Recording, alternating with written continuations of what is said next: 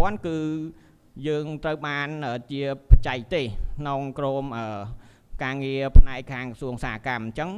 បងប្អូនយើងពាក់ព័ន្ធមួយក្នុងទៅមុខទៀតដែលជាទិសដៅរបស់រដ្ឋាភិបាលលោកនឹងខិតខំអភិវឌ្ឍក៏ដូចជាពង្រឹងផ្នែកឧស្សាហកម្មរបស់យើងនេះឲ្យខ្លាំងក្លាអញ្ចឹងបងប្អូនយើងនៅក្នុងការផលិតឬនៅក្នុងសកម្មភាពអាជីវកម្មដែលយើងមានពាក់ព័ន្ធមួយក្រសួងឧស្សាហកម្មយើងអាចconnectជាមួយសភាមុខបរដូចជាជាមួយនឹងដៃគូយើងដើម្បីជែកជាមួយនឹងក្រសួងទៅលើផ្នែកបច្ចេកទេសផ្សេងៗនៅក្នុងការផលិតក៏ដូចជានៅក្នុងសកម្មភាពដែលយើងអាចធ្វើកម្មវិធីដូចជាប្រមូលផ្ដុំផលិតផលអញ្ចឹងជាការចាប់អារម្មណ៍បន្ថែមហ្នឹងគឺដូចថ្ងៃនេះអញ្ចឹងសភាមុខរបរយើងដែលខ្ញុំបានរាប់រួចជាមួយបងសុផាតក៏ដូចជាមនិច្ចមិនហ្នឹងយើងចង់គិតថាយើងរៀបចំកម្មវិធីក៏ដូចជាសកម្មភាពរួមគ្នាមានន័យថាខាងក្រុមហ៊ុនប្រមូលបងប្អូនយើងមានផលិតផលមានបណ្ដុំនៅអាជីវកម្មផ្សេងៗអញ្ចឹងសភាតំណាងរាប់រួចជាមួយក្រសួងស្ថាប័នរដ្ឋាភិបាលក៏ដូចជាដៃគូអន្តរជាតិផ្សេងៗទៀតដើម្បីយើងមកធ្វើការងារមួយគ្នាអញ្ចឹងបានយើងអាចមានកម្មវិធីជំនួបគ្នាថ្ងៃនេះក៏ដូចជាសកម្មភាពទៅមុខទៀតហើយសភាយើងគឺយើងបែងចែកជាពីរគឺ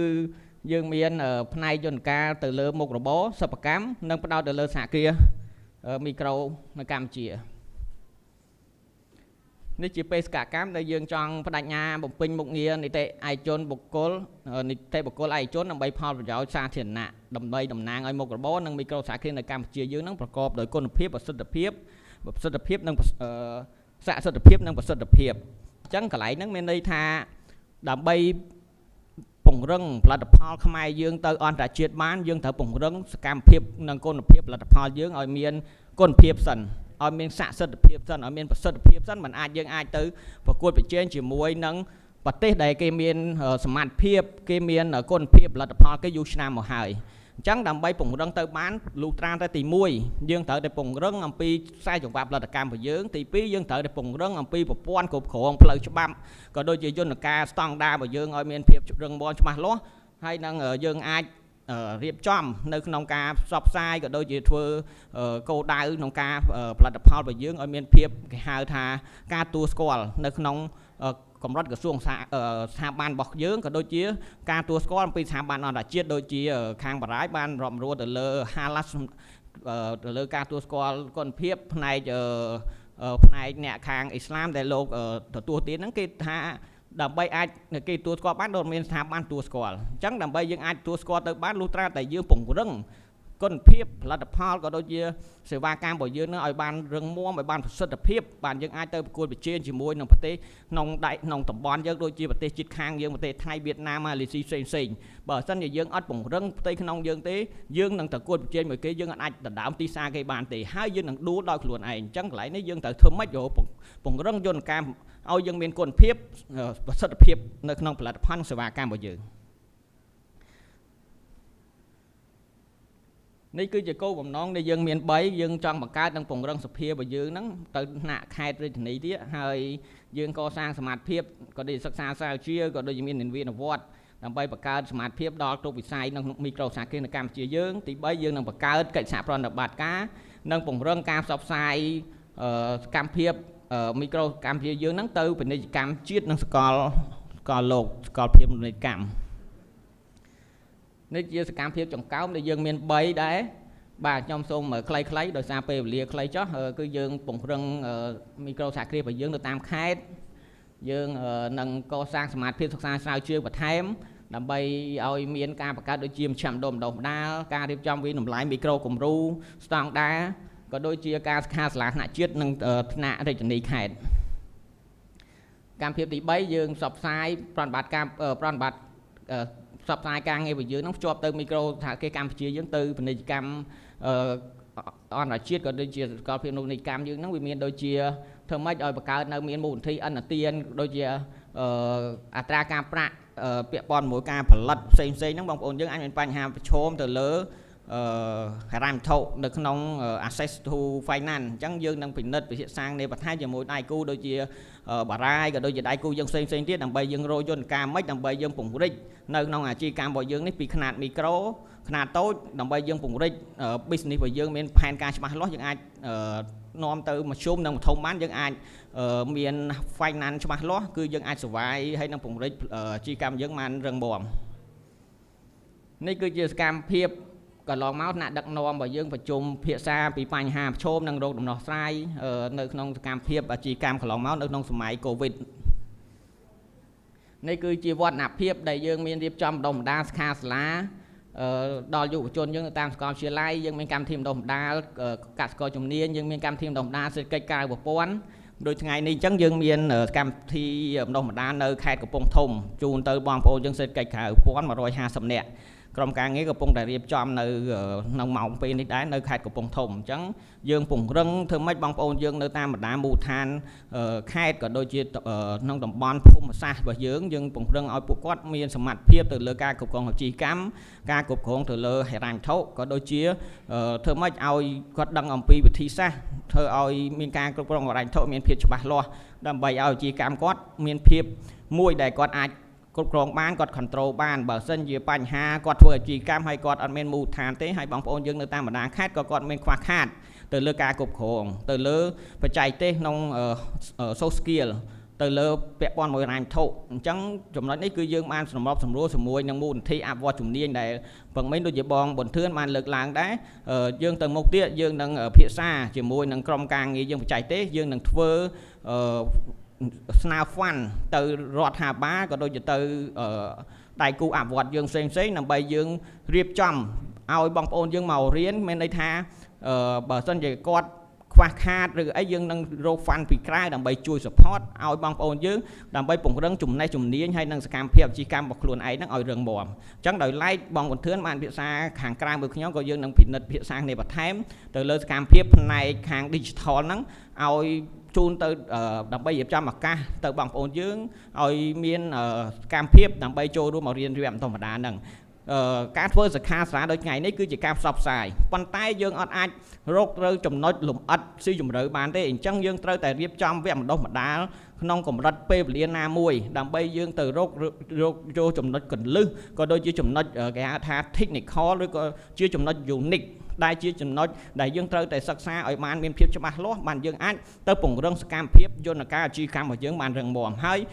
តមកបានយើងទៅធ្វើការផ្សព្វផ្សាយដើម្បីយើងទៅធ្វើការ branding ដើម្បីយើងទៅធ្វើការអនុវត្តទៅលើសកម្មភាពផ្សេងដើម្បីឲ្យអាជីវកម្មក្រុមហ៊ុនរបស់យើងអាចរីកចម្រើនទៅបានអញ្ចឹងទាំងអស់នោះ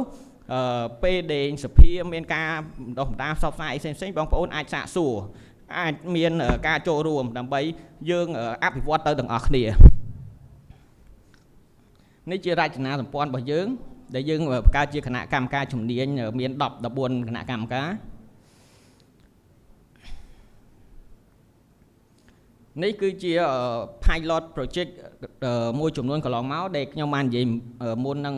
ថាយើងមានការបណ្ដុះបណ្ដាលដល់បងប្អូនយើងជាកម្មនៅសេដ្ឋកិច្ចក្រៅប្រព័ន្ធដែលម៉ោងនេះយើងបានធ្វើនៅខេត្តកំពង់ធំនេះគឺជាសកម្មភាពដែលយើងធ្វើនៅរាជធានីភ្នំពេញកន្លងមកគឺបណ្ដុះបណ្ដាលជូនបងប្អូនយើង100នាក់នៅក្នុងជាកម្មមីក្រូនិងសេដ្ឋកិច្ចក្រៅប្រព័ន្ធនេះជាទស្សនវិជ្ជាគម្រោងដែលយើងបានរៀបចំសំណើជាមួយនឹង SS ហ្នឹងយើងមានសកម្មភាពទូទៅគម្រោងក៏ដូចជាសកម្មភាពបណ្ដុះបណ្ដាលហ្នឹងនេះគឺជាអត្ថប្រយោជន៍ក្នុងការចូលរួមសកម្មភាពដែលយើងបានបណ្ដុះបណ្ដាលកន្លងមកនេះគឺយើងមានអត្ថប្រយោជន៍ដូចជារៀនជំនាញមូលដ្ឋានរបស់យើងឲ្យចេះគ្រប់គ្រងអាជីវកម្មយើងអនុវត្តផ្ទាល់ដល់ជំនាញមានន័យថា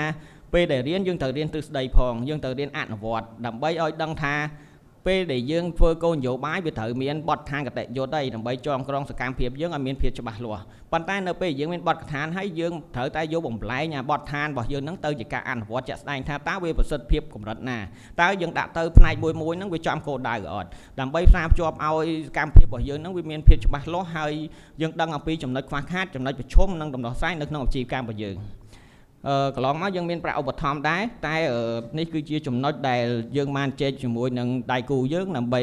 លើកទឹកចិត្តបន្ថែមជាការឧបត្ថម្ភក្នុងចំណុចសកម្មភាពដែលគាត់ចូលរួមហើយយើងបានទទួលការប្រើប្រាស់ពីកម្មវិធីដោយឥតគិតថ្លៃពីការអេបកត់លុយរបស់រដ្ឋាភិបាលហើយហ្នឹងហើយយើងប្រើប្រាស់អេបកត់លុយហ្នឹងគឺដូចជាគាត់បានព្រីឲ្យយើងក្នុងរយៈពេលណាមួយ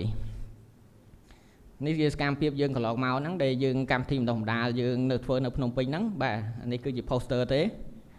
អញ្ចឹង នេះជាលេខខាងសភារបស់យើងនេះបងប្អូនយើងមានសំងួរចម្ងល់អីផ្សេងអាចសេវទៅវាលោត Telegram ហើយ012ហ្នឹងបងប្អូនយើងមានចម្ងល់សាកសួរឬក៏ចង់ចូលជាសមាជិកអីយើងអាចកត់ហើយឆាតទៅខ្ញុំលេខាគាត់នឹងឆ្លើយតបបាទនេះជាការចូលរួមយើងកន្លងមកនេះជា poster ទេនេះអ្នកដែលចូលរួមកន្លងមកមានម្ចាស់ជីកម្មក្រៅប្រព័ន្ធអ្នកគ្រប់គ្រងជីកម្មក្រៅប្រព័ន្ធនិងបុគ្គលស្វ័យនិយោជន៍នេះជា certificate ដែលយើងរៀនចប់យើងចេញ certificate ជូនបងប្អូនយើងចឹងខ្ញុំមានបទបង្ហាញខ្លីប៉ុណ្នេះប្រហែលជាដល់ម៉ោងឬក៏សមម៉ោងទេសមម៉ោងប្រហែលជាបន្តិចតួចបើបងប្អូនយើងមានសំណួរឬក៏មានអីជាការចូលរួមអាចជូន2នាទីដើម្បីជាការសំណេះសំណាលក៏ដូចជាការឆ្លើយឆ្លងគ្នាតែបើអត់ទេយើងនឹងបញ្ចប់បន្តិចទៀតបាទប្រសិនបើជាលោកលោកស្រីមានសំណួរអាចលើកដៃក្រុមការងារនិងប្រកល់ជូននៅ microphone If anybody have a question for our wonderful speaker we will allow 1 to 2 question អញ្ចឹងដូចជាអត់មានទេអញ្ចឹងសូមអរគុណក្នុងការចូលរួមស្ដាប់បទបង្ហាញដោយសង្ខេបពីខ្ញុំហើយសង្ឃឹមថាបងប្អូនយើងនឹងចងក្រងសកម្មភាពចាស់ជីកម្មទាំងក្រុមហ៊ុនខ្នាតតូចខ្នាតមធ្យមរបស់យើងនេះក៏ដូចជាក្រុមហ៊ុនដែលមិនទាន់ចុះបញ្ជីដោយឡែកខ្ញុំមិនទាន់ជាការចូលរួមផ្សព្វផ្សាយបន្ថែមទៀតថារដ្ឋាភិបាលប្រមុខរដ្ឋាភិបាលសម្ដេចបវរមហាធិបតីលោកបានចេញគោលនយោបាយសេដ្ឋកិច្ចក្រៅប្រព័ន្ធដែលលោកទេអង្គញាចាងសុគីមបានលើកឡើងព្រឹកមិញនេះគឺមានន័យថារដ្ឋាភិបាលគាត់ចេញគោលនយោបាយបំពេញបន្ថែមនៅពេលដែលបងប្អូនយើងមានអាជីវកម្មក្នុងប្រព័ន្ធហើយអញ្ចឹងបើសិនជាយន្តការដែលបងប្អូនយើងគិតថាអាជីវកម្មយើងមិនទាន់ ready ទេក្នុងការចុះបញ្ជីទេអញ្ចឹងបងប្អូនអាចចុះឈ្មោះក្នុងសេដ្ឋកិច្ចក្រៅប្រព័ន្ធបានដែលយើងមានផលបប្រចាំឆ្នាំចាប់ពី62500ចុះកម្មករបុគ្គលិករបស់យើងចាប់ពី5នាក់ចុះអញ្ចឹងយើងមិនបាច់ទៅចុះបញ្ជីទេយើងទៅចុះឈ្មោះក្នុងសេដ្ឋកិច្ចក្រៅប្រព័ន្ធសិនទៅដើម្បីយើងមានយន្តការមួយគឺយើងពេលចុះឈ្មោះហើយគឺយើងមាន certificate ចាញ់ងារបណ្ឌបាតសេដ្ឋកិច្ចក្រៅប្រព័ន្ធរបស់យើងអញ្ចឹងពេលដែលបងប្អូនបើសិនជាដោយឡែកមួយទៀតដែលខ្ញុំបានចូលរួមបណ្ដុះបណ្ដាលសិក្ខាសាលាមួយពន្ធដារមានការលើកយោបល់ថាចុះបើសិនចុះហើយត្រូវធ្វើម៉េចហើយបើសិនជាធ្វើម៉េចដឹងផលរបបប្រចាំឆ្នាំប្រហែលអញ្ចឹងទី1បងប្អូនត្រូវដឹងខ្លួនឯងសិនថាជីវកម្មខ្លួនឯងប៉ុន្មានហើយបើសិនជាបានចុះហើយគឺមានទៅជួបពន្ធដារទៅថាជីវកម្មខ្ញុំគឺផលបធ្លាក់ចុះហើយអត់គ្រប់តាមក្រុមហ៊ុនខ្នាតតូចឬខ្នាតមធ្យមទេអញ្ចឹងគេនឹងធ្វើរបាយការណ៍មួយដើម្បីយើងសុំមកជាសេដ្ឋកិច្ចក្រៅប្រព័ន្ធវិញតែបើបងប្អូនដោយឡែកបើសិនជាបងប្អូនយើងវាស់ហើយថាជីវកម្មខ្ញុំបាន ready ហើយទៅលើសកម្មភាពជីវកម្មក៏ដូចជាការគ្រប់គ្រងរ៉ាញ់ថោក៏ដូចជាចង្វាក់ផលិតកម្មរបស់យើងល្អហើយអញ្ចឹងបងប្អូនអាចទៅចុះបញ្ជីទៅការដែលយើងធ្វើការខាងសាលាមួយពន្ធដារកន្លងមកហ្នឹងគេបានលើកទឹកចិត្តដល់ដែលបងប្អូនយើងទៅចុះបញ្ជីដោយស្ម័គ្រចិត្តដែលមានចុះបញ្ជីក្រុមហ៊ុនខ្នាតតូចនិងខ្នាតមធ្យមហ្នឹងក្នុងពេលវេលាណាមួយព្រោះដូចជាចុងឆ្នាំ2025នេះបានអាចនឹងចប់សុពលភាពអញ្ចឹងដោយឡែកបើសិនជាបងប្អូនយើងថាអូខេជីវកម្មខ្ញុំបាន ready ហើយមានសមត្ថភាពចង្វាក់ផលិតកម្មល្អហើយយើងមានដៃគូបរទេសដើម្បីនាំផលិតផលយើងទៅក្រៅប្រទេសហើយអញ្ចឹងក្នុងឱកាសនេះក៏មានការលើកទឹកចិត្តពីរដ្ឋាភិបាលដើម្បីយើងចុះបញ្ជីទៅគឺមានដូចជាលើកអនុគ្រោះទៅលើបង់ពន្ធបតង់ក៏ដូចជាការដូចជាមួយចំនួនទៀតដែលខ្ញុំភ្លេចទៅដូចជាមានអត្ថប្រយោជន៍ 3-4 ចំណុចទៀតទៅលើក្រុមហ៊ុនខ្នាតតូចនិងខ្នាតមធ្យមដែលនៅក្នុងវិស័យពាក់ព័ន្ធហ្នឹងអញ្ចឹងនេះជាការផ្សព្វផ្សាយបន្តដើម្បីជូនបងប្អូនយើងឲ្យដឹងថានៅពេលដែលយើងមានបញ្ហាប្រឈមទៅលើសកម្មភាពចុះបញ្ជីអីឬក៏ទៅលើផលរបរសកម្មភាពយើងកន្លងមកដែលមិនដឹងថាប្រឹក្សាយោបល់ឬក៏មិនដឹងថាគេហៅថាភាសាជាមួយនឹងដៃគូយើងផ្សេងលំបាកអញ្ចឹងយើងអាចជជែកជាមួយក្រុមហ៊ុនបារាយmanagement ក៏បានអាចភាសាមួយសភាមុខបយើងក៏បានឬក៏យើងអាចភាសាជាមួយនឹងយន្តការជាមួយរដ្ឋាភិបាលដូចជា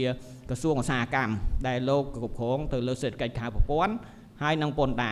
រក៏គេមានលេខខតំណាក់តំណង24ម៉ោងលើ24ម៉ោងដែរដើម្បីភាសាទៅលើអាជីវកម្មដែលយើងចុះបញ្ជីកន្លងមកអញ្ចឹងនេះគឺជាការផ្សព្វផ្សាយបន្ថែមដើម្បីជូនបងប្អូនយើងដល់ម្ចាស់អាជីវកម្មទាំងអស់ដើម្បីជ្រាបជាព័ត៌មានហើយដោយឡែកបើសិនជាមានការ